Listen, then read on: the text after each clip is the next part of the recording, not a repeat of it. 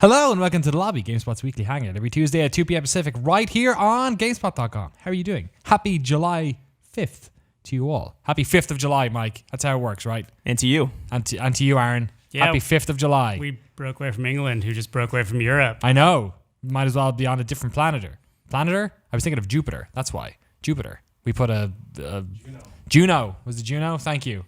Richard Lee behind the camera giving us all his astrology tips. Did you see that? NASA launching probes and shit? Yeah, like the video I watched. Someone actually edited a video of it with music. You know what's even cooler is NASA lit a dumpster fire in space a couple weeks ago. Did they really? Yeah, they literally just put a bunch of trash in a spaceship and set it on fire. And they got drunk and peed on the side of the space shuttle. It's great. These are all things that you can't do in Kerbal Space Program. So hopefully they're going to add that to it in future iterations. How was your July 4th weekend, Michael? It was relaxing. Yeah? What'd you get up to? Had a barbecue. Drank some PBRs, just American stuff. Okay, it's pretty good. Yeah.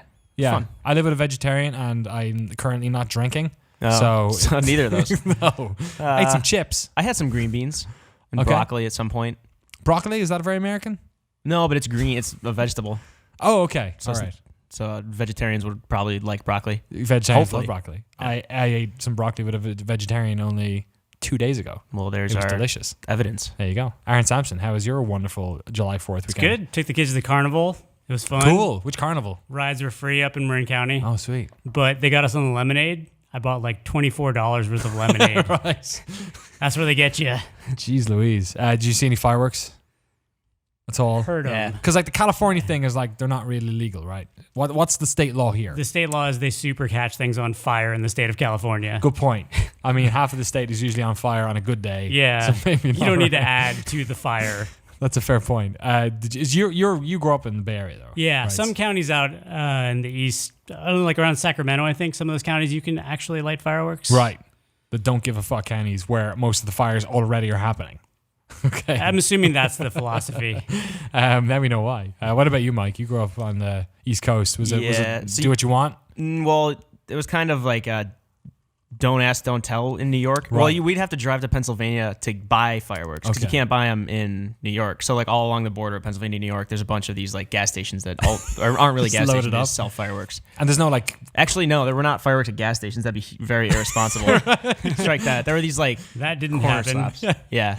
Lots of red barrels outside the front of the petrol stations. But yeah, you could set them off in New York. Cops wouldn't really care that much. Police officers wouldn't care that much. So I startle pretty easily, as the office has figured out. Okay, yeah, good point. And there are the like huge firecrackers going off out near the like Ocean Beach last night, and they didn't even sound like fireworks. There was like no sparks afterward. Right. It was just these bangs. Right. I didn't realize how loud they were until I went to take like recycling out. Yeah. And it sounded like someone threw it at my front door, and it scared me a lot. I didn't want to go outside again. At about 3 a.m. last night in Oakland, because there were like fireworks going off all over the place, but at about 3 a.m. in like, I think like the car park across the road from our place, there was just this, like it was a bang big enough that I felt the force of it. And I just like eyes open in bed, and my partner wakes up and she's like, well, are we okay? I was like, I don't know what the fuck that was. Check each other to make sure you didn't get shot or something. Right? It's like, yeah. There have been people literally killed within like 200 feet of our front door. Oh, yeah. Probably an M80. Right. Which is like what, a quarter stick? Oh, really? I think so. Dynamite or something crazy? Yeah. I'm not used to it at all because they were like totally illegal in Ireland because like I grew up when the Troubles were still happening in the north. So they were like any explosives like in the Republic were like nope. But the weird thing was they were actually legal in the north. So people used to drive cars into Northern Ireland because they were part of Great Britain and it was legal there, buy fireworks and then bring them down south. Okay. But they always cost too much. I was gonna say, correct me if I'm wrong, but knowing my Irish history, the north is where the problems historically have been. That's weird that they're legal to buy there. Yeah, they were there. Yeah, Okay. I didn't. I'm sure the reasoning behind the set not having them was because most of the bombs that were going off for a long time were IRA bombs and they were Republican bombs. So I blew my desk up one time. You blew your desk up? Yeah, I was a kid before I understood physics, and I figured I got a stack of fireworks and I want to shoot them off in my room. so I gotta contain the explosion. It's like Gary's mod in a jar. Yeah, I thought that made sense. No. You just made a grenade. So what happened to the glass? You just made a shrapnel bomb. Luckily it was plastic. That's probably why I'm still here. But it actually blew up and knocked me on my butt. set my desk on fire, and I was like throwing paper out the window. Hear the door open. My mom comes home, and she walks in right as I'm like fanning the flames and throwing them out the door. And she's like, "Huh, it smells like smoke around here." And I was like, "Oh yeah, neighbor's having a barbecue. Don't worry about it." Oh my God. Totally got away with it. She never knew I almost blew my desk up and caught the house on fire. Because of the lack of knowledge around fireworks, there was a similar story in my place where across the road, it was a psychiatric hospital across the road from where I grew up, and a bunch of us went in there with like a cherry bomb or something, and we're like, "Oh, we're gonna blow up this cherry bomb. It's gonna be great." And we got the cherry bomb, and like we're looking for something like blow up, and the only thing you could find is this like glass jar. Like a big glass jar. So we put it in the jar and like lit the thing. Like I remember the moment. Like I don't even remember much of my childhood, but I literally remember this moment.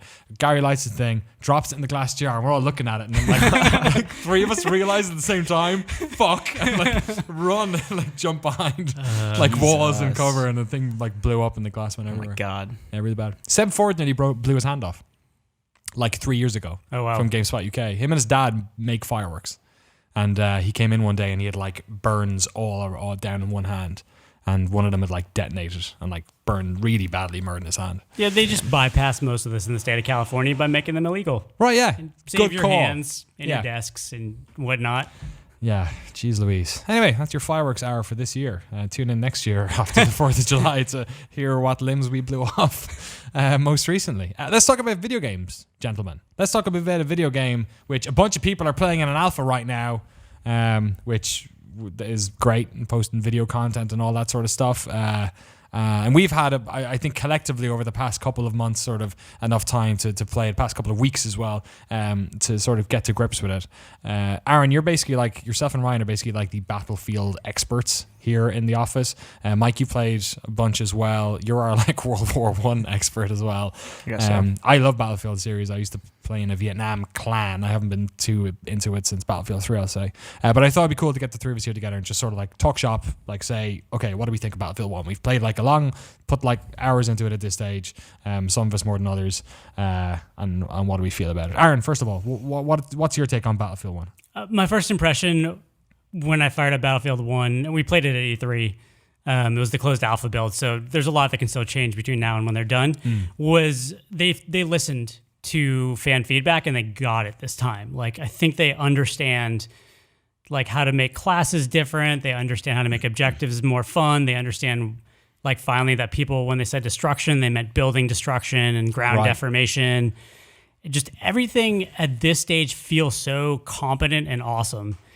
The setting itself, it's a little funny. It's definitely, I think as Rob Handler pointed out in a piece, it's definitely fantasy World War I. Like it's World War II in World War I, which is probably was necessary to appeal to the core Battlefield fans because they couldn't slap scopes and automatic rifles in authentic World War I. And I think that just wouldn't have worked for this audience. Yeah.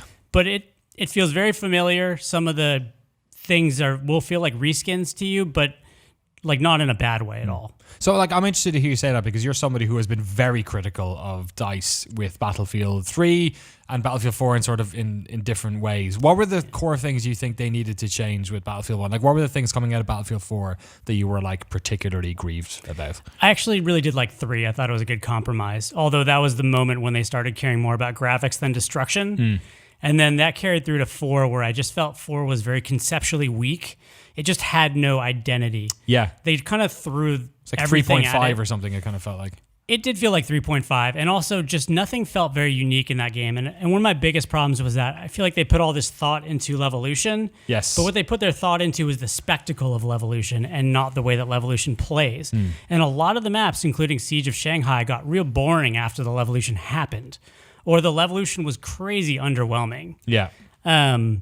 So I think, again, like that was another case where they just didn't understand that people told them they wanted destruction, but they didn't understand that they weren't just talking about the spectacle of destruction. They were talking about meaningful destruction. And there's a lot of that in this. I was really surprised, Mike. I remember you came on a couple of weeks ago and talked about your experience, hiding in a bunker shell, basically, while everything else is going on around you and using that like little hole to gain back your health or whatever. I played a couple of matches recently and couldn't believe how vastly it's what they were promising forever, that like the levels do actually change. By the end of it, it's just like, you know, the Zeppelins crush this town. There's like potholes where there weren't potholes before. It looks almost indistinguishable. What's your take on the sort of the evolution, as it were, in the game, and like how that actually manifests like in terms of gameplay? Yeah, to speak to what Aaron was just saying, it's not just an aesthetic thing anymore. It's an actual, like, there's functionality to it, right? I told that story about like there's 5 of us holding out in this outpost.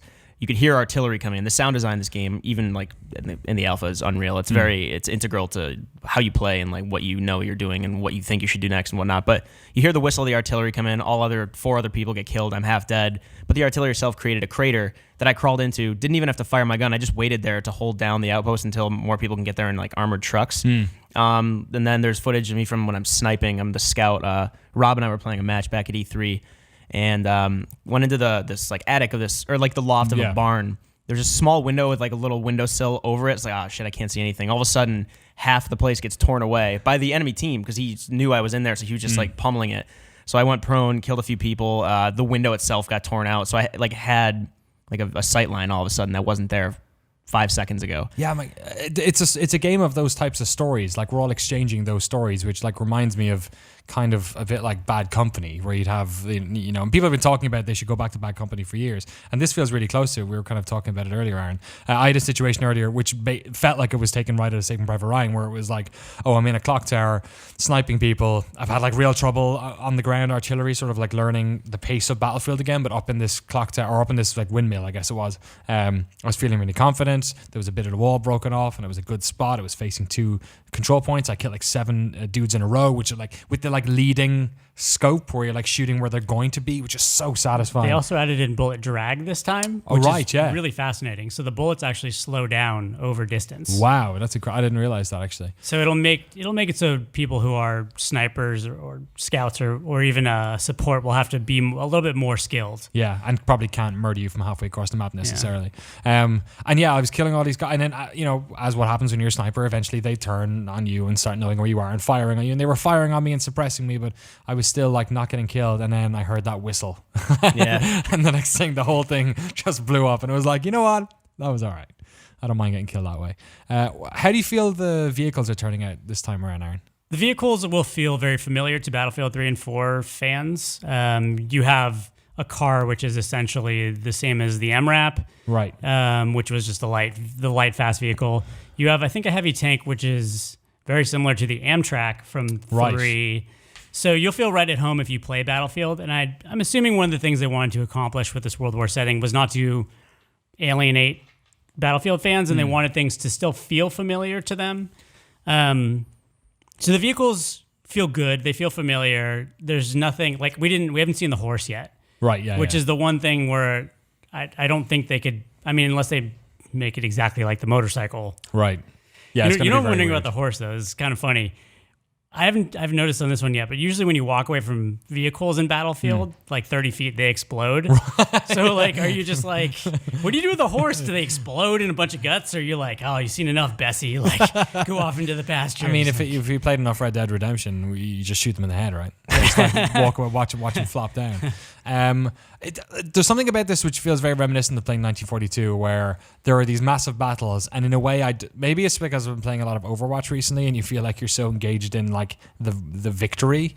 But there's so much about this game where you do feel like you're a small cog in a big battlefield. Is that okay, do you think, Mike? Because obviously, like feeling like you're engaged in, like you're important to success is clearly important in of itself. Yeah, I mean, there's so many ways to be integral to your team.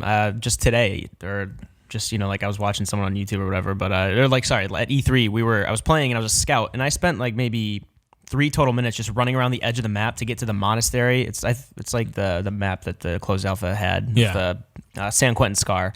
And I spent about 3 minutes just running around the edge. Didn't see anybody. Nobody saw me from what I know. But then I got to the monastery, locked it down. I didn't fire a single shot for like 5 total minutes. But it still was a capture point, which is a huge deal. Right, yeah. I mean, like, it's so impressive how the scale of these battles changes, despite the fact that they are massive. I prefer playing as a scout if I haven't like hinted at that yet. So I'll be trying to hit someone from across the map. I'll be waiting for them to stand still from like how many 100 yards away so I can get the shot. But then I'll go into a farmhouse with my pistol out. Some guy with a hatchet will just smoke me. The actual scale, like switching from close quarters to long range to this tank was coming at me, and I ran behind a wall, and I still wasn't used to destructible environments yet. So I was like, all right, I'm safe. I'm just going to try to play cat and mouse around this wall. No, he just blew it up, and I was staring him in the face. It's just the different encounters that you come across, and like you said, the stories you come out from these matches with. It's it's closed alpha, but it's enticing. It's kind of encouraging. I like the fact that it's not this sterile thing you jump into every time. Like Call of Duty. I haven't played Infinite Warfare yet, obviously, but you jump into these matches and it's the same thing over and over. It's just Twitch gameplay. You're trying to get this many kills, trying to be number one in the ranks. But then there are so many different ways to get points for your team and kind of aid the effort, like whether it's just contributing fire to an airship or guiding a tank into the right outpost at the right time to just lock it down for just 10 seconds more, stuff like that. It's so cool to see how these battles can unfold with you like in different roles. Yeah, and that's the way it kind of feels different to me, is that we look at a lot of the footage of this game, and I certainly felt this way until I got hands-on with it, was that, I get it looks like a kind of a reskin, and the battles are slightly bigger, but there is a totally different pace to this. Like, I feel like my time to death is like way longer. Like I'm existing in the world a lot more. A lot of this, in a way that reminds me of like Battlefield 2 a lot as well. Yeah, on that point, I think a lot of this is a return to what was good about previous Battlefields. I feel like they went through the line and just picked out the good bits of everything and then put it into this game. So time to kill is longer, which is refreshing given more modern games. They went back to, at least in the alpha, class-based. Right. So you don't have the carbines of 4 that make everybody do everything. You really do have to stick within your class and role. And if a tank rolls up on you as a medic, there's not a lot you can do about it. Yeah. You got to choose better and move better. The Zeppelin's interesting, actually. The Zeppelin's the first time in this game where, and it is similar to the AC-130, but as opposed to being tied to a base, it's tied to the losing team. Yeah. And it's the first time I think that they've done something to try and help matches balance better.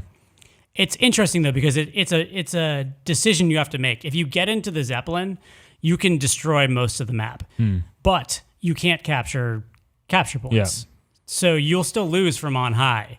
It's a balance. It's there to help you, but it won't win the match for you. I liked how when it happens as the sort of attacking team, it was almost, I have to stop with all the Overwatch references, but it reminded me of when like Tracer runs into the back of your team, where suddenly you have this thing you have to worry about you didn't have to worry about before. Like there's this massive hulking thing that's like making its way across the map, and it's, even if you're not like attacking it all the time, you're like getting to it. Like you're like, I'm right beside like a like a big gun, like a standing gun. I should go and start taking a couple of shots. It's like on your mind the whole time. Like a menace. Yeah, like a menace, exactly. And there was times where I was running along and I was looking at it and I'm like, don't hit me, don't hit me, don't hit me. And you can see it kind of going boom, boom, like hitting near you. And I was like, and then it like made me change the direction I was going in to try and get to the objective. So yeah, it's a really interesting, like intimidating sort of factor there. And like, it's one of those moments where I think it was like, maybe it wasn't Caspian Border. What was the one with the large telephone pole in the middle of it? Was that was Caspian Border? Yeah. So I remember like seeing that fall down for the first time was like, wow, and like just sitting back and going, that's awesome, man. When that Zeppelin blew up, it was like hell. It was like raining down, and I saw like cars driving away, trying to get away from it, and it's just awful. Like it's just this flaming like mass. And then the fact that like later then in that map, I was trying to like get one of the objectives with a little battalion or a squad, and like we were just like literally jumping over parts of the thing that had like torn this village apart. It's just it's interesting in so many ways that I wasn't really expecting. Yeah, Rob Handlery had mentioned the idea that if you're driving the Zeppelin, it's about to go down, try to position it in a way that you're losing the airship. You might as well try to make it more difficult for the other team to like get to a crucial checkpoint if possible. Right. Like position it so it's going to be this choke point. It'd be this like almost new like a trench, like a new trench almost. Yeah, and that's the thing. Most shooters nowadays are very reactionary, right?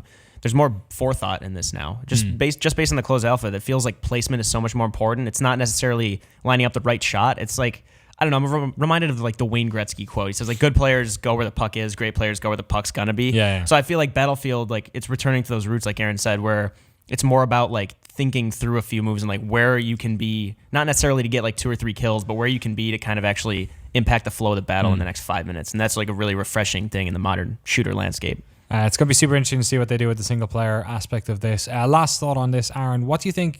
What else do you want to see from this? Obviously, closed alpha is running at the moment. They're probably going to do more betas and reveal more multiplayer stuff. What else would you like them to introduce, or what would you like them to focus on?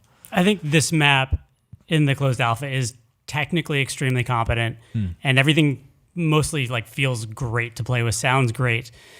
we've only seen one map. I want to see a map that gives me that sensation we got the first time we jumped off Dam of Van Peak. Oh my God, yes. Like, I don't think Battlefield has done that since Dam of Van Peak. Right. Just something. Why not?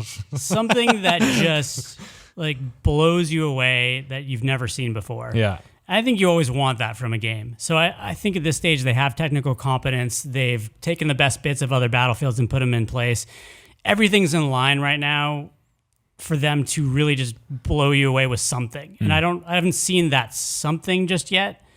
But the Zeppelin's probably the closest thing to that. Yeah. But I'm excited to see what else they have up their sleeve. That'd be cool. Yeah, some messed up maps. We'll have to see. I mean, it's been a lot of diversity in the maps in what they've shown in the trailer. So I don't know. Maybe we'll get something cool there. Thank you both for coming on and talking about the Battlefields. I don't think it'll be the last time we're going to be talking about it this year. So I look forward to getting you both on in the future again to talk about it. Thanks so much, everyone. The chat has been chatting away about it as well. A lot of people kind of having similar things to us a couple of weeks back where they were like, not so sure about it.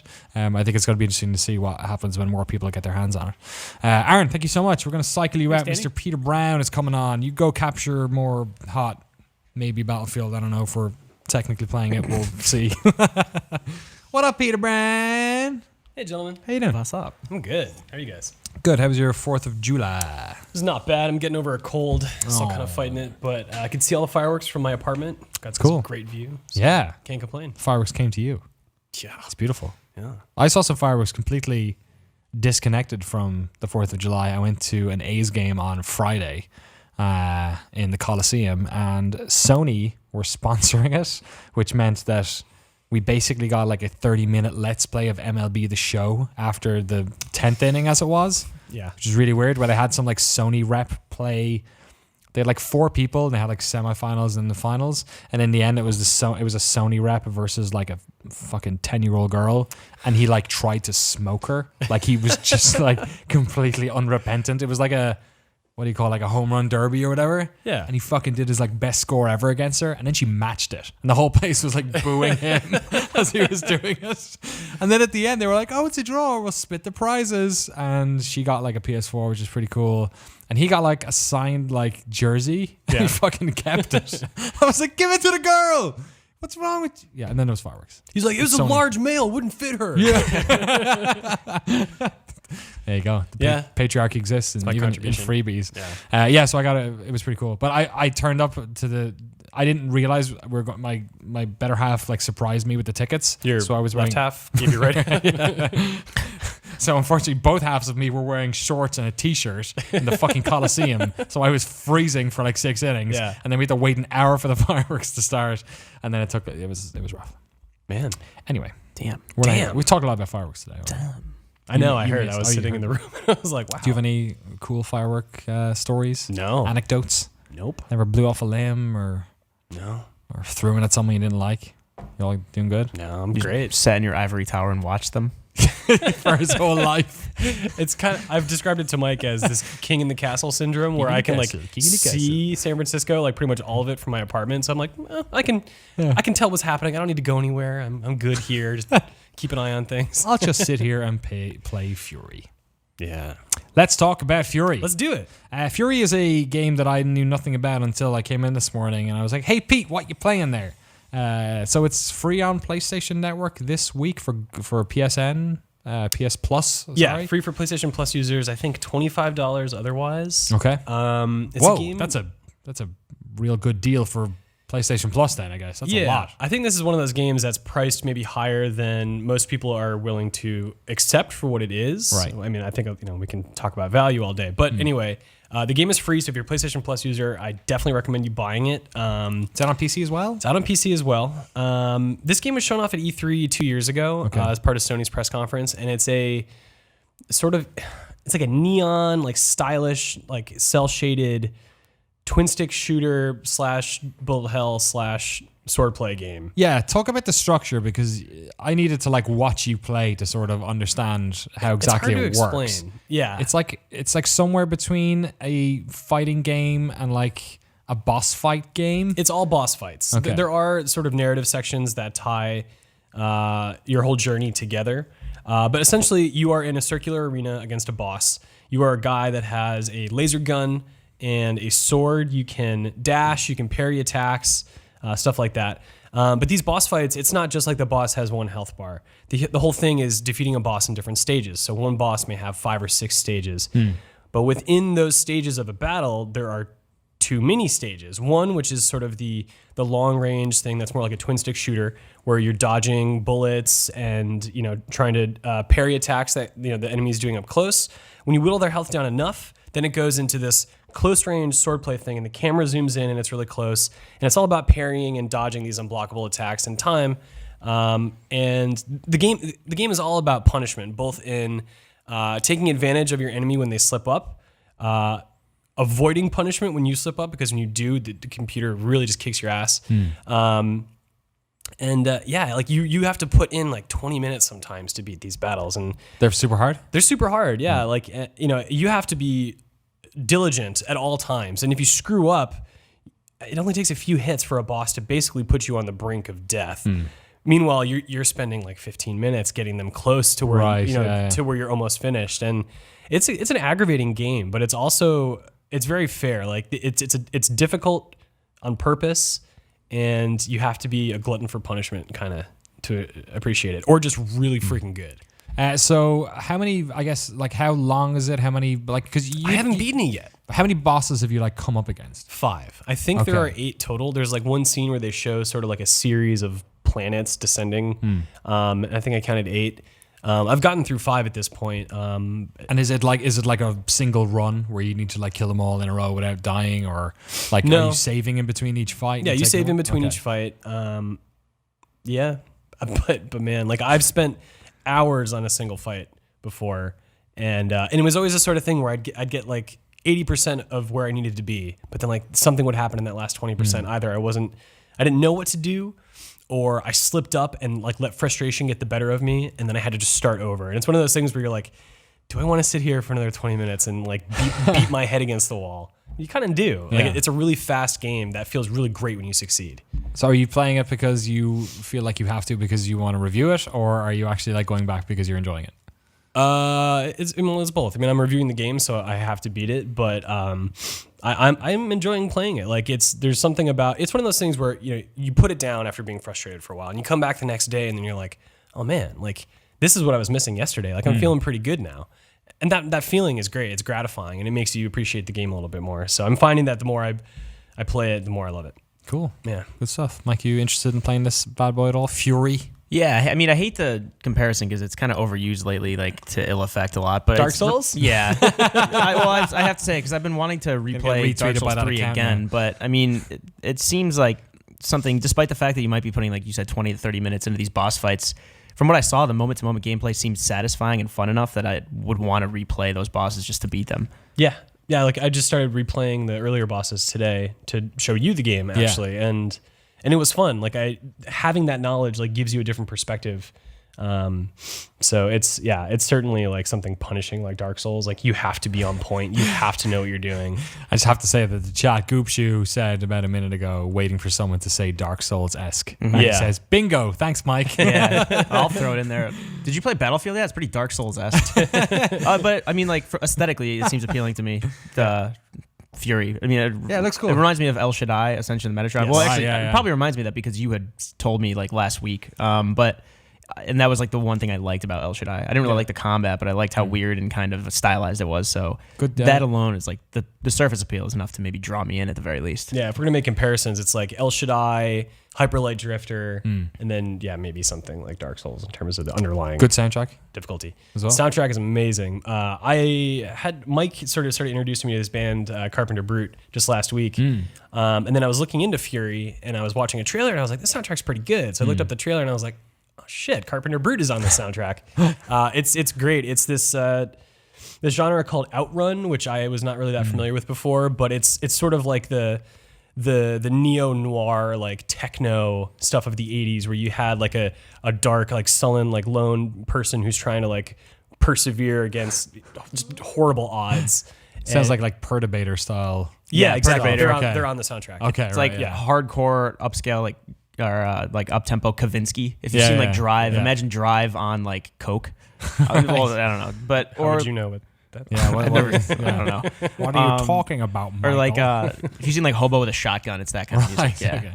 you should watch that. Oh man, I spent a lot of the weekend playing The Witcher 3 Blood and Wine, which starts off with 3 goddamn boss fights in a row. Oh, yeah. There's something about this game which is like, that was Yeah. traumatic enough as it is. But boss fights are really special, right? Like it's one of video games' greatest traditions. Yeah. But usually that sort of game like this is relegated to like, you unlock a boss rush mode in a game. Right. Or like Mega Man at the end, you'll fight the series of bosses. But it's rare we see a game that is only boss fights. Right. Like, Shadow of the Colossus comes to mind. Yes. Punch Out as well. Or I feel like we're having the same conversation we did this morning, but whatever. But like every fighting game is almost like a boss rush game. Totally. But yeah, there's like this real sense of like, it's a really potent experience, and how you take it is it kind of defines whether you like it or not. It's dope. I know you haven't completed it yet, but how about that Doom boss fight at the end? Yeah. It's pretty good. Yeah. Boss fights. Good stuff. Yeah, let's not talk about that. I haven't gotten there yet. Yeah, complete Doom. Complete Doom. And then complete Inside before the internet ruins that I one need as to well. play that. Do that, Yeah. it's really good. Well, I actually saw the end, and I did not. Of see Inside? anything else. Yeah. Oh, motherfucker. Alex Newhouse was playing it next to me last week. Oh, right. Yeah, don't look up. Don't look it up. Just play the game. It's real good. Anyway, all right, that's enough. When's the review going up for Fury? Hopefully tomorrow. I've been sick, like just in a puddle of my own filth, so I'm just trying, Great. trying to pull myself out of that. So 6 out of 10. Yeah, I'm gonna try my. Oh shoot, we're going to see a movie tonight. Yeah. I'll be staying up late What tonight. movie are you going to see? What are we going Swiss Army Man. Army Man. Okay. Paul Fair enough. Dano and Daniel Radcliffe. And for those who want to know, it's FURI, not FURY. If you're Right. looking for anything about this game. Yeah, That and it's hot- free. Like hot seriously, SEO. play if you have PlayStation 4 and PlayStation Yeah. Plus, just play the game. Yeah. I That's mean, all I can say. yeah, and who doesn't have PlayStation Plus when they're on PlayStation 4 right now? Some people. People don't play online, I guess. Yeah. Yeah. All right, there you go. Okay, gentlemen, Hi. it's halfway through the year. The year is half over. The sand keeps falling. We're all getting older. Let's talk about video games. Game of the year will be happening 6 months from now, or maybe 5. I don't know. I forget how that works. Start of December, right? Yeah. Yeah. We got a bunch of games coming out between now and then. We'll talk about that later. But I thought it'd be fun and entertaining since we have the reviews editor of GameSpot.com here, and also this guy, Mike, who reviews games. An every editor now and who again. reviews. To talk about some of the games that came out earlier in the year and sort of gauge where we are with, Yeah. Game of the Year contenders Yeah. and whatnot. So I was looking at the thought- list you shared. You did. What did you think of the list? There's did I some miss questionable anything? entries in there. What? Yes, perhaps intentionally. Oh, okay. So let's get right down to it. First of all, a game we gave 10 out of 10. Uncharted 4. Yeah. The 4th Uncharted game. Who reviewed this bad boy? Oh, that was me. Oh, it was you, Michael. Yeah. All right. One of the best games of 2016? Yeah, so far. I like it a lot. I don't know. I think the main thing I love about it is how everything about it coalesces to create this like really cohesive, amazing experience between the writing and the dialogue and the characters. The gameplay itself, I think, was great, but I think what makes it so good is that it goes back and corrects a lot of the mistakes that the trilogy made that made it kind of such a renowned series, I guess, and problems I had with the series going through it. I think 4 actually not only addressed problems it had gameplay-wise, mechanically, and thematically, but it also looked at like Nathan Drake himself, and it was actually one of the more interesting I don't know, this sounds way too academic, but like character studies. But it's it was also just the spectacle of everything, like that chase scene in Madagascar through the marketplace and then through the mud. The beginning, the opening boat sequence, which some people had mixed feelings about. I think that actually worked well as kind of that intermediate rest thing. The ending. The ending was was tremendous. Was Like great. The final 2 hours. Oh yeah, it's it also just it kind of sets up the first 3 games in a way. If you like haven't played any of the games, I would just say play 4 and then go back. In a weird way, it kind of sets it up as like these legends that they talk about. But Totally. I as somebody who barely, like, I played 2 and I played half of 3. Yeah. So I wasn't like deep in it, and I thought it did a great job of filling in all those gaps. yeah, and just like I mean, it's gorgeous, which isn't like usually my main takeaway from games, but it really is. I think just it doesn't have any weak aspects to it, in my opinion, at all. the few points where I actually was kind of felt like it was dragging, it was actually still kind of integral. Like these characters would have these incidental conversations that became pretty integral later on, and which I didn't expect. And how the relationships play out, I think, is actually really satisfying. As a fan of the series, I think they tied it off really well. I could not have asked for a better finale. But also, just like, I think Naughty Dog did a lot of things better here than they did with The Last of Us, which previously I thought was their best game. Yeah, totally. For one of the best action games I've ever, just in terms of the combat and how controlled and, movement within the arenas and stuff was so much fun. Peter, let's talk about another game which has great movement and great shooting, which you reviewed much more recently, Doom. Yeah. What a pleasant surprise that one was. Dude, I did not see Doom coming. They're not sending out early review copies, man. Must be a piece of trash. That was that one Pete? discussion. No, that was not Pete. While all that was going on, he was playing it at his desk, and I went over and was like, "How's Doom?" And you were like, "It's pretty good." Yeah. His eyes are bleeding. It's good.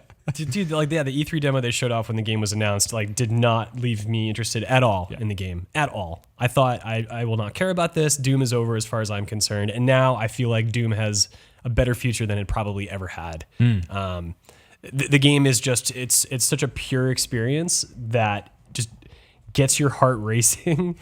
And it's spectacular to look at as well. Some of the environments, although I wish they were more varied, some of the stuff that's in there, especially in Hell, is just like really wonderful set pieces. Yeah. A definite surprise. Yeah, I never thought that we'd be talking about Doom in July and saying it's like a genuine game of the year contender. It's absolutely one of the best. It was one of these things where 10 minutes in, I was like, all right, you guys know what you're doing already, because that intro chapter was very self-aware about the weight that comes with Doom, and the fact that they were so self-aware and so light on the playing up the sort of lore aspect of the game, and then also being don't worry, it's not Doom 3, we're not going to spend 30 minutes setting this up before you shoot somebody, he pushes the screen away, and as the more I played, the more I was I was so reticent to believe that this was good. I was like, this can't be good. It's nothing about. Or is my taste previews off?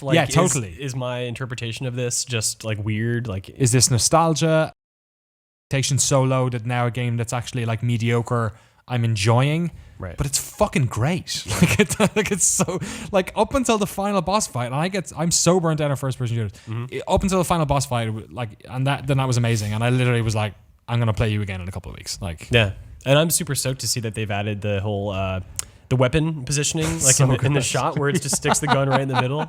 That's definitely nostalgia playing a trick on me. But I love that. I really want to see what they're doing for DLC. I hope there's some coming. The multiplayer stuff I don't really care about. Snap Map is kind of interesting, but it's even with the sorted list based on popularity, it's hard to really figure out what the great Snap Map stuff is, the user created stuff. Yeah. But man, if they can do some cool stuff with DLC, I will be playing that game again. And it's when you think about Game of the Year, right?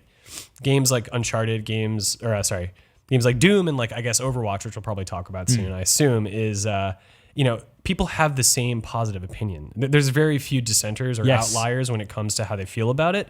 But when you talk about a game like Uncharted, it got a 10, but a lot of people are like, it's a great game, but it's just not that for me. Yeah. So I feel like Doom is one of the stronger contenders. Sure. Let's talk about Overwatch actually. Okay, let's do it. Yeah. Who reviewed this? Mike again. All right. This is working out pretty good. You enjoyed Overwatch. I mean, the whole office enjoys Overwatch. We've been playing the shit out of it. Yeah. No, it's, for a lot of the same reasons. Not to linger on Doom too long. Doom is right up there with Rocket League and Resogun, and that they are it's one of the best feeling games I played in so long. Overwatch, the same thing. The game is different for everyone, almost kind of different than Doom. It's everyone who jumps into it. Yeah, it's pretty universally positive, I would say, but. You jump in as Genji, and it's a different game than if you're playing as Zarya, who my favorite character is. If you jump in as Lucio, you're looking at the game itself through a whole different lens. You're looking at it through a different scope. There's different scale to the fights because you want to keep different distances based on different characters. It's like this amalgamation of all these shooter tropes, but you want to say it's like the kitchen sink approach. They went for everything. They did, but it all works in this game somehow. It's they managed to take these universal archetypes from shooters across the genre and across the decades pretty much. They took you got Pharah, who's very much a Quake kind of arena style shooter character. Then you have McCree, who's much more precise, and you have Widowmaker is a Counter-Strike-ish character, and it's somehow these all coalesce into this one like I said, cohesive kind of really good feeling and very dynamic experience. I don't know. It's every time I jump into a match, it's somehow still different. And I've been playing it for how many months now, and I don't see myself slowing down too much. Yeah, like Doom is the best campaign I've played in years. Overwatch is the best online shooter I've played in donkey's years as well. What do you think about it, Peter? Donkey's years. I still can't. You think Sure, that you I'll use let it that pass. phrase differently every time. I haven't played much Overwatch yet. I really can't talk about it. Cool. Yeah. Thanks, Peter. I wish I could. Sorry. I mean, we've talked about Overwatch enough here on I know. GameSpot.com. I feel like it's 21 one videos. gap that doesn't really need to be filled. But I need to play that game though. Like there's no question. Let's fill a different gap then. Actually, Get your mind out of the gutter. one that you wanted to talk I about. didn't say it. I can give you. I'll pass on you if you're going to start laughing. Okay. XCOM 2. Oh, Came out I'll talk about this one. February 5th. Who reviewed that? Overlooked. Who reviewed it? Just fucking review. Two, you review everything. No, I it's, review a lot of stuff. I just really liked Enemy Unknown, so I volunteered for this one. XCOM 2 is kind of overlooked. I think so, and you'd like to say maybe it's because it's not on like consoles, but there's obviously PC crowd is nothing to. I mean, scoff apparently the at. first one didn't sell well on consoles, which is Right. why they went for PC only this time around. Well, I mean, No, it's coming to console. it's coming to consoles now. it is now, which actually gives me some hope that maybe it'll tap into a new crowd that previously overlooked it. Yeah. But I mean, like they said from the beginning, they were creating. The game would not exist as is now if they didn't just focus completely on PC. Right. I mean, it feels great. It's everything I want from a sequel. This is my main takeaway from it. It took the depth and the creativity of the first XCOM and just kind of that blend of the overarching strategy of like scientific research and base building, and then somehow still taps into that turn-based tactical combat that you think about when you think of this game. Just between how the different classes interact, the odds are stacked against you the entire time, but yet as soon as I failed a campaign or got to the point where I was like, this is hopeless, and a lot of times you have to do that, you go back and you start a new campaign, and it's different enough each time that you still feel like you're making progress even when things are like just really shitty. Yeah. I mean, and then there's a new DLC out now, or I think it's out. I played it, I don't know, recently for a preview. Shen's Last Gift. It adds like these robots, which are essentially like a new class. So you have like the 6 classes now that you can play as, and I'm assuming the console will come with those classes. I'm not positive, but between like the map design, like how, despite the fact that you might know you're probably going to lose, it's still fun as hell from like campaign to campaign. Yeah, super fun game. Really enjoyed it. I just checked Steam to see if it was in the sales, but it's not at the moment, so it's still $60, but worth every penny. Still think. Let's jump through a couple of these ones. Dark Souls 3. Who wants to talk about that? I don't know who reviewed it.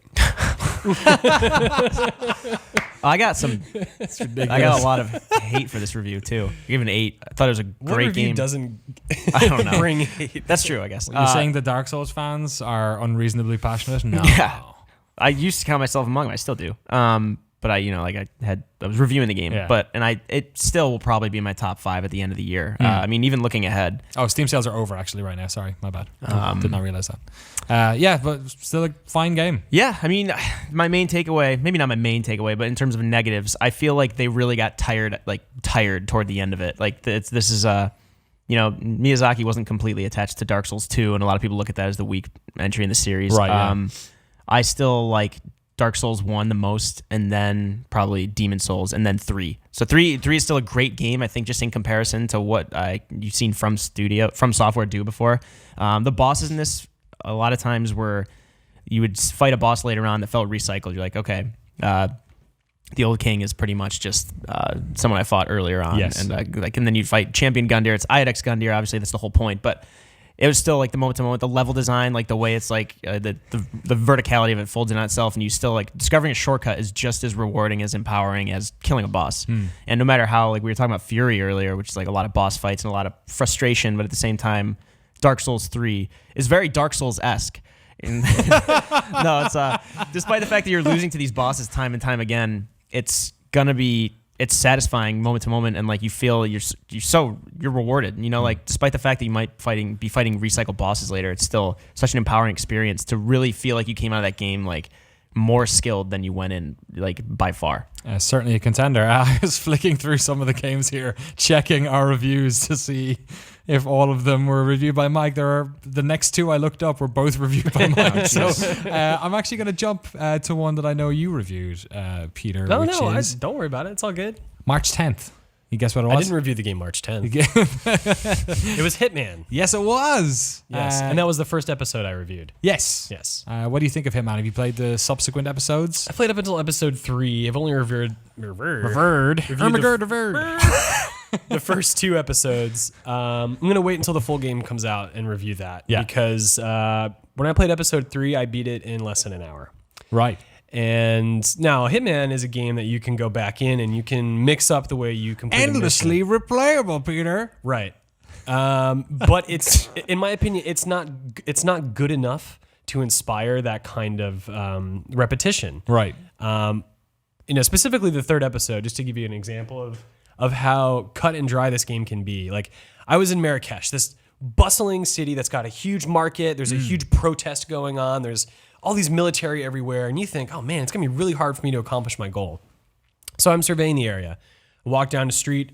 Some girl is talking to some guy, and there's a little icon above their head that says, hey, you should pay attention to this. So I Yeah. listen, and he's just like, oh yeah, my dad's like got the key to the city or whatever, but he's all retired, but he's still upstairs, I guess. So I'm like, okay. So I walk between them, go upstairs. The dad is sitting by himself, so I just murder him, take the key, go downstairs, find a military guy who's sort of out of it, and I take his uniform. Yeah. So then I decide, okay, I'm going to walk into the military complex, walk right through the protests into the military thing. Essentially, I overhear another thing where it's like, oh, this guy's getting a massage in about half hour. I'm like, oh, that's my target. Okay. So I find the masseuse, knock him out, take his shirt, find the guy, give him a massage, choke him out, and I leave. Whoa, And whoa, you whoa, go, whoa. Wait, massage? you still gave him the massage? oh, yeah. I'm not unfair. You're not an animal. Just relax him before you slit his throat. Part of the job. Oh, you're so tight. Yeah. Anyway, and so there are multiple ways I could have gone about that. Many ways that are more difficult and challenging. Yeah.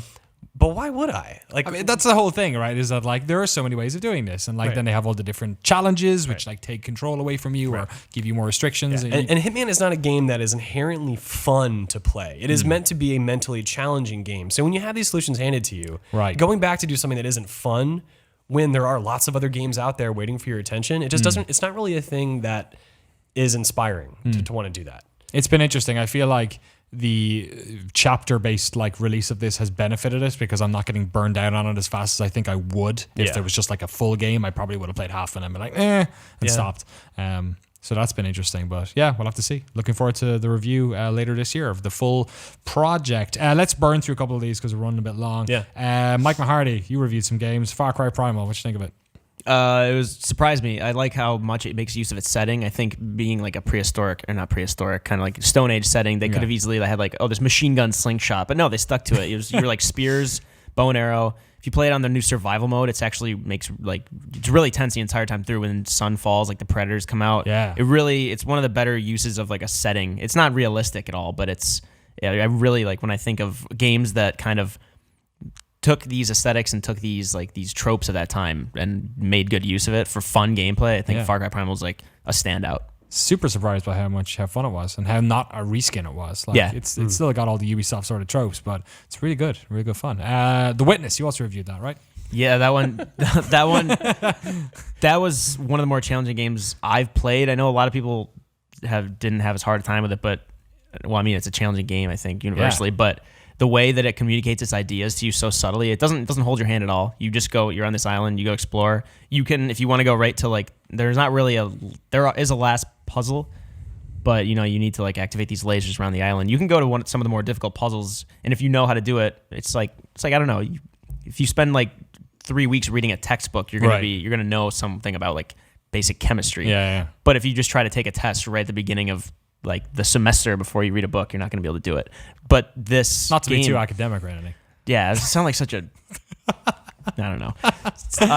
Yeah, the way this game teaches you its ideas, like in such a way that you actually learn its systems and how like they interact, is so good. It's such a the puzzles themselves. You seem like, how can you just have these mazes and move these dots around a maze? How can that be a whole game? Yeah. But then the people have played it like, oh my god, I know what this square means. It's like burning my head that you have to separate these from those, and like this shape means Totally. you have to like fail this on purpose. I don't. It's really crazy. I've still not completed it. I feel like I'm about 75% of the way through, and I'm terrified now that I've lost the knowledge on it. But at the same time, you could go back to a puzzle. There's a chance you can go back to a puzzle that was killing you for days, Right. and you'd solve it right now. God, I need to jump back. Gorgeous looking game. Peter Brown, you reviewed Street Fighter V earlier this year. Obviously, they promised a lot of fixes and updates throughout the rest of the year. Is there anything about what they've done so far that makes you feel like SF5 is in a better place than it was? No, I don't think so. I think the game has a really strong core in terms of like a fighting system. I know that there's some people who have some misgivings based on what was changed from Street Fighter 4, but really it's a very sound fighting game. The problem with the model that they've adopted is one that is, we're sort of going to give you little appetizers like along the way, and the full course will be available, after a certain amount of time. But it's just the way that they've handled this game is a problem. But beyond that, the game itself is so easy to walk away from. It doesn't have that infectious spirit that a lot of past Street Fighter games had, because there's just so little to it. And the modes that they have put in there, outside of just online competitive matches, are really poorly done. So it's a great game that just wasn't given the treatment it deserved. We got a couple more games here. I want to cut away from the gameplay. We'll put our hands out. We'll do the thing we did at E3 with like thumbs up, thumbs down, thumbs middle, and then put your hand down if you haven't played it, okay? All right. All right, so put your hands out. First game that comes through is Firewatch. Actually, I didn't play that. You didn't play that? No. Down? In terms of a Game of the Year contender, Yeah. I didn't like it as much. No? No. I thought it was all right. Okay. Yeah, I guess. Super hot. Oh. Well, actually, Yeah. Game of the Year contender? Okay, maybe not Game of the Year contender. God, just like damn good. it. Really Just good. good. Just Just good. good. Yeah. I'll give it a good. Yeah. I feel like I think I did give it a good. yeah. Like a literal. You reviewed it? Oh, really? Inside. So played it. Okay. Play Inside. It's pretty good. Yeah. Quantum Break. Unless you count the 2 live streams that I didn't play it. No, I don't. Well, yeah. Not a fan of Quantum Break. Me and Peter are sticking to our guns. I'm with you, bro. I don't know what the rest of the internet was smoking that week. Unravel. None of us played it. No. All right. Okay. Fair enough.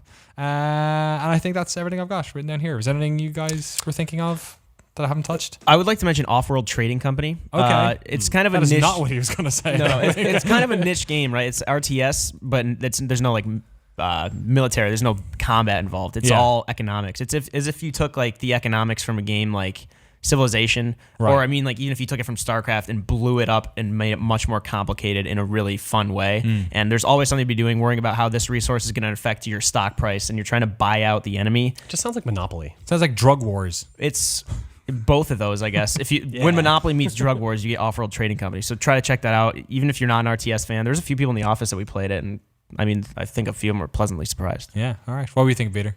Hyperlight Drifter. All right. A game I still need to play more of, but the hour or so I did play was amazing, and it's got amazing reviews as well. So I feel like more people should play that. What about Mighty Number 9?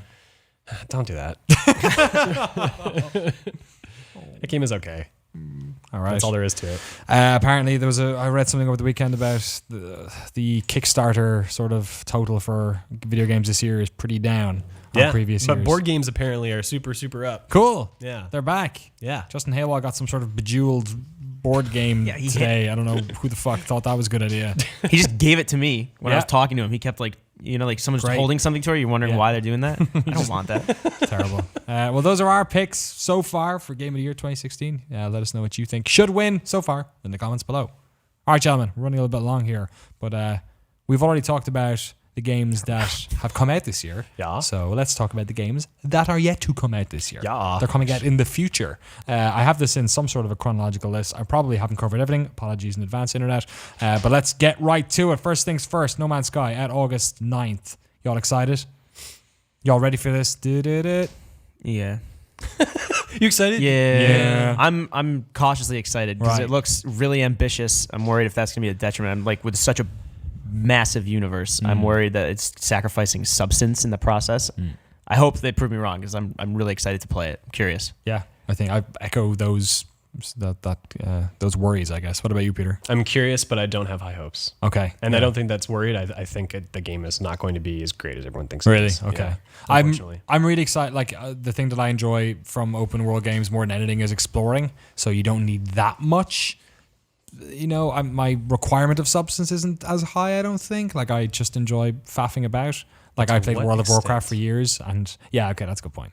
And just like rambled, but yeah, I guess we'll see. We'll see very soon, August 9th. Gears of War 4 is out later that month. What do you think, Peter? I really liked the first Gears of War and kind of fell off. I went back to play Judgment and thought, okay, but this is just kind of more Gears of War with Yeah. like a little bit of like Gears of More. Yeah, right. Shit, that's good. But I want to see what they can do, right? Like, it seems to be like the time. This will, I think, make or break Gears of War. If this doesn't work, there's not going to be a Gears 5, and I bet you they know that. So like, they really have to put a lot into it. So I'm hoping there is that urgency and it pans out. I'm a huge fan. I love the second game I adore. Third game I thought was really good as well. Judgment was the one that kind of burnt out for me a little bit. Sure. And I gotta say, like, I really want this game to be great, but nothing I've seen in any of the previews has made me particularly confident. Yeah. And even playing the multiplayer beta, like, I think they did the really good job of like making a Gears of War 2 style multiplayer beta, but I guess I just don't want to play Gears of War 2 multiplayer anymore. Yeah, that's just it. I mean, the series seems to, like, you can always predict it's going to be more of what it always has been. Yeah. Which you can do that for a lot of series, but especially something like Halo and Gears of War, like, Yeah. I feel like both of those series I'm kind of ambivalent to because it's like I've kind of been there, done that. Yeah. Maybe I'm missing the details, but Maybe there's an audience that likes it somewhere, but yeah, not for us necessarily. What do you think, Mike? I played it at E3, and I'm actually, I think, a little more excited than I was. Okay, really? It seems like it's kind of able to get out of its own way when it needs to, because there was a very like measured campaign mission I saw. Not the demo at E3. I played something different. Right. At like this Xbox Media Showcase, and it took its time in developing it, like an atmosphere and tone. It felt like more like there was horror overtones now. Right. And I actually liked the characters. I think JP, I don't remember his first name. It's Marcus Phoenix's son. Phoenix's son. Yeah. Minnie Junior. So maybe they Phoenix. can pull something out of that. I don't know. I'm a little more excited than I was 2 months ago. All right. But what's yeah, going to be the best father-son relationship? God of War? Oh, Gears God. of War. That's the new thing. GOW or GOW? Speaking Oh, of man. father-son relationships, sure, why not? The Last Guardian. It has a release date now, I guess. September, right? Yes, they just Or said October? October 23rd. Is that what it is? Yeah, Yeah, it's like 2 October, days ago. Okay, so it's a little bit later in the year, actually. What do we think about that? I mean, it's such an unknown quantity, I feel like. It's Who unknown, knows? but Ueda's past work kind of speaks for itself. I think when you are trying to figure out what to expect from this game, like it's going to be very atmospheric. It's going to be very subtle cues that communicate what most games try to communicate through overt, dialogue or stuff. I think that this game will be special, but whether or not it's going to be amazing and worth the 10, 11 years we waited for it, Right. that I really can't say. It's really hard to know. Yeah, sorry, I jumped the gun there. That's coming out October 25th. So let's rattle it back to September time. Final Fantasy 15, September 30th. Yeah. There you go. Very, very worried about that game. It's everyone I've talked to about this seems to be like super worried. The about first it. two demos they put out, it was kind of encouraging because it's like, okay, cool, we're getting a slice of this game we've been waiting for, and it's competent, it's doing new things, and it's for the most part succeeding at them. But then they showed that, and I hate to just like take one bad example Right. and call the game out, but the E3 demo was awful. There's no getting around that. Like, not even just the way that the person playing the demo performed, it just looked like a really poorly constructed boss battle. Yeah. And then the VR thing they showed. And then everything I've heard who's played it just sounds like it's a joke. And I worry that this game is sort of Like trying to do too much or maybe trying to do too much and just relying on spectacle to Right. sort of be its main selling point. Because, we know how combat kind of works. We kind of know who the characters are, but there isn't a great sense of how it all ties together. And I think that is going to be the bigger thing. And if the details therein aren't good, it's probably going to be kind of problematic. But I hope it's great. I love Final Fantasy. Been waiting for this game for a long time. And Tabata is a nice guy who seems to know what he's doing. We just have to wait and see. Yeah. Okay, let's shift from the world of JRPGs to, I guess, the big easy, Mafia 3, October 7th. Y'all looking forward to this? I've been very interested in what they're doing. It seems like a unique setting, unique character. What do you think, Mike? I really like period pieces in games. I remember like LA Noire, despite all its faults, I still like want to play that game just for the kind of setting it created. That Do you like the Saboteur? yeah, I also like Oh, wow. Saboteur. Okay. I I like was that as expecting well. I liked Assassin's Creed before it got pretty rote. Yeah. But that's what I'm mainly attracted to with Mafia 3, and it sounds like it's a cool character, the main one. It sounds like it's dealing with some pretty heavy issues. See how they actually execute on those. Yeah, we'll see. But yeah, I'm excited for that. Battlefield 1, we've talked a bit about it already today. October 21st. Any interest in here? Well, I know you're interested, Mike. Yeah. I'm super interested, and I'm someone who I don't really care about Battlefield as a series, and Doom is like the first. Doom and Titanfall are the only first-person shooters I've actually really enjoyed for a long time. But watching these guys play Battlefield 1 today, like the setting looks right, the weapons, the vehicles, all that looks so good. I am very excited to play it, actually. Let's talk about Titanfall as well, because that's out pretty quickly after that, October 28th, the following week. A campaign. I know. Who knew? Yeah. Well, I guess knew. it was what everyone was asking for the longest time. Excited about it? Definitely. There you go. Me too. I mean, I like mechs. It's a fun shooting game otherwise, and there's a lot of great mobility. Like, it's hard not to love that game, the first one especially. It was like the first game that started off that big wave of, let's make first-person shooters interesting again with movement. We've kind of had a lot of it now. We've had riches in terms of that for the past 2 years. It'll be interesting to see what they can do to sort of, I guess, reaffirm their position as the head honchos with that stuff. Yeah, I played a couple matches at E3. It's really fun. So the Titans themselves are like superheroes now. There's Ion, it's all of his attacks are laser attacks. Right, all of its attacks. Scorch, flames. So it's really cool. Like Vince Zampella was saying Like Robot Wars. Yeah, they're saying there's a big Matilda coming out. To go back to Street Fighter, they said there's a big fighting game influence on it. You start to learn. Hear me out. It's like Dark Souls. No, I don't want to hear that. All right. Like Vince Zampella literally said the same thing on our game. Right, on I'm the sure he GameSpot said, I'm stage. sure That was that's the line. like on everything, every document where he preps to talk about this game. This one's like Sub-Zero. This guy's like Noob Saibot. You all right, Mike? Yeah, I'm all right. Titanfall 2 is really fun. He hates Coming me. out I'm October 28th. I mean, it's really weird because it's wedged in between the other two. It's going to be mental. Battlefield 21st, Titanfall 2 28th, November 4th, Call of Duty Infinite Warfare. Looking forward to that at all? Kind of. I like space. I like space battles. Space. I always like Personal space? personal space. Yeah. I do need some personal space. I freaked out at Tay the other day. Oh, yeah? Yeah. That'll happen. Yeah. They made a game about that. It's called Space Invaders. It's a classic. Wow. Wow. That was good. That was was good. pretty good. That's good. I like I you have to more. credit my friend. He actually said that. Oh, before. boo. Get out of here. Friend joke. He doesn't read or You watch don't have a GameSpot friend. though. Who is it? Scott can't read. Butterworth? No, from back home. Okay. You don't need to know. his Shout name. out. Nico. Nuzo, what up?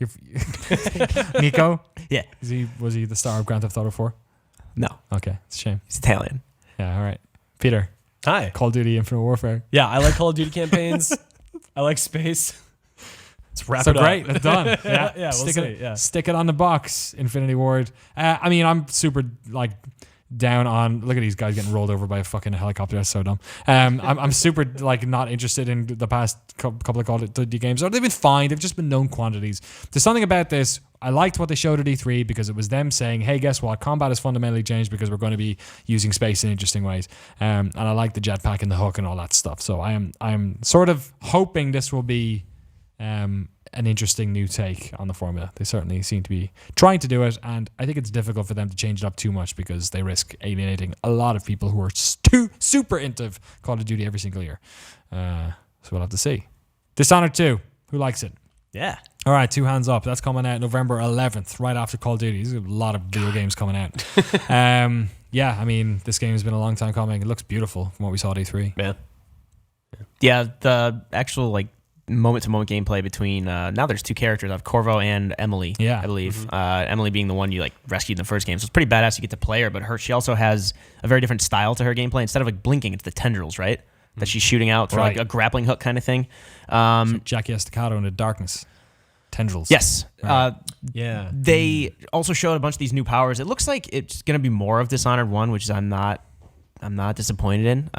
Knowing Arcane Studio. Well, I mean, not knowing them. I don't know them well. They have 2 games as of now, 3 games. I don't know. But a lot of people who've made a lot of great Oh games yeah, historically their roots there, go you know. back to the System Shock days Yeah. from Looking Glass Studios. Thief So and all that Yes. good stuff. I'm looking forward to how the experimentation is going to play out with the different powers and everything.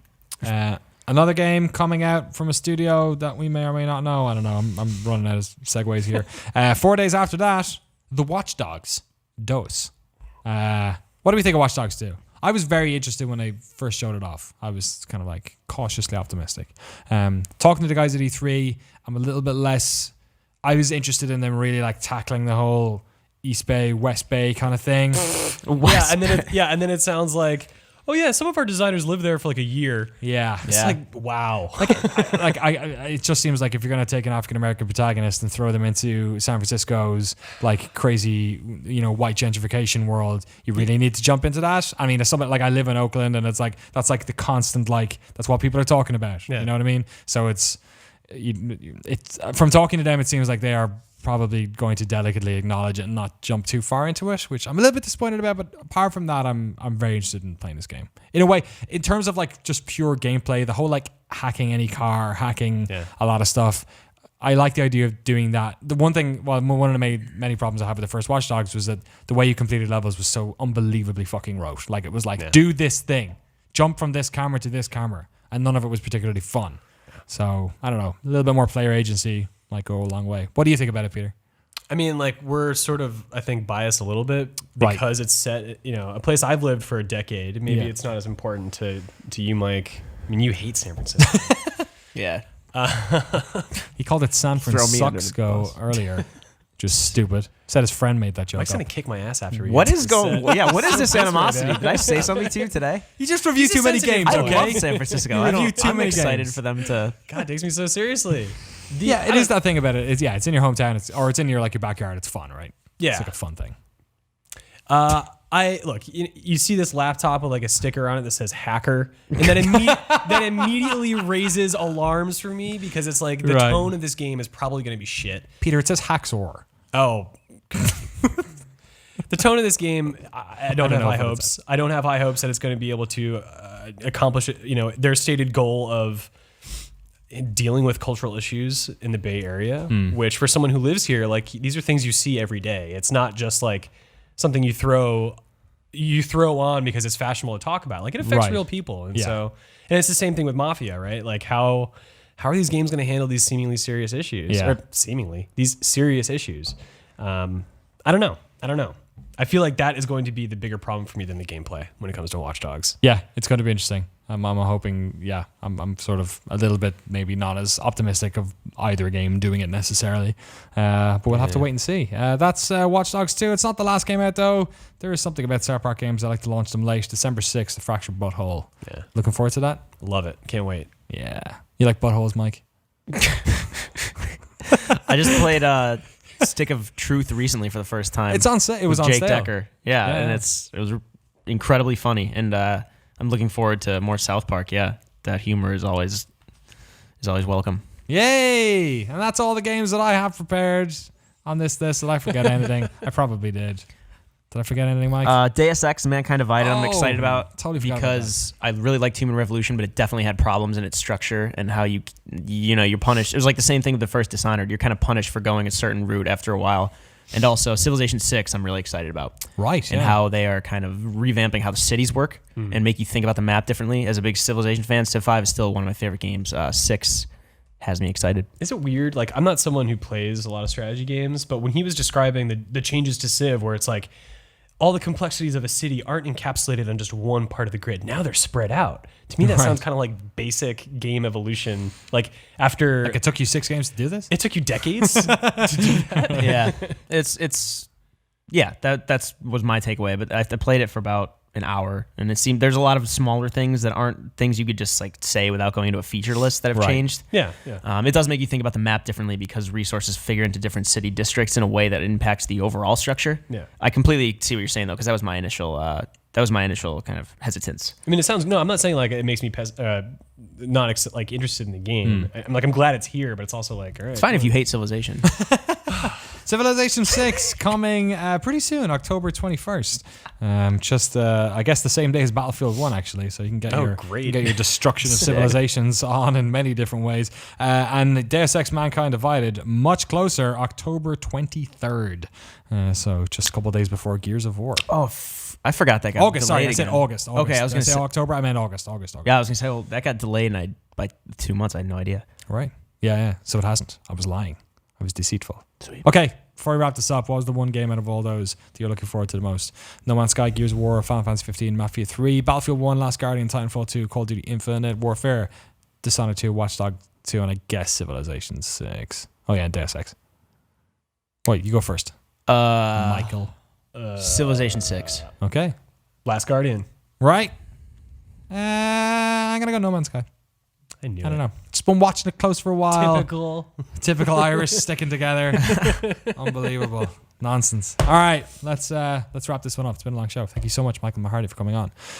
Sorry Thank you for having me. about abusing you for an hour. No, it wasn't you. Oh, was it not? Oh, okay. You, Peter, can... You know, why don't we just Life. cancel our date tonight? I have a feeling that if it's just going to be more of this, I don't really want to do it.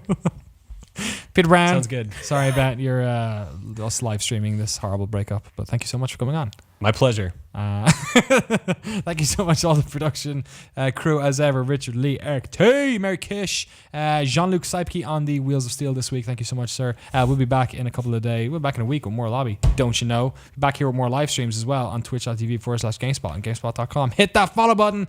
If you're listening on your podcast machine, thank you so much. Hope you're enjoying us back after a little bit of a hiatus. We'll be here until the end of the year talking all about video games. So make sure you hit that subscribe button if this is the first time you've listened. Thank you so much for watching. We'll see you next week. And if we don't, we'll see you on GameSpot.com. Adios.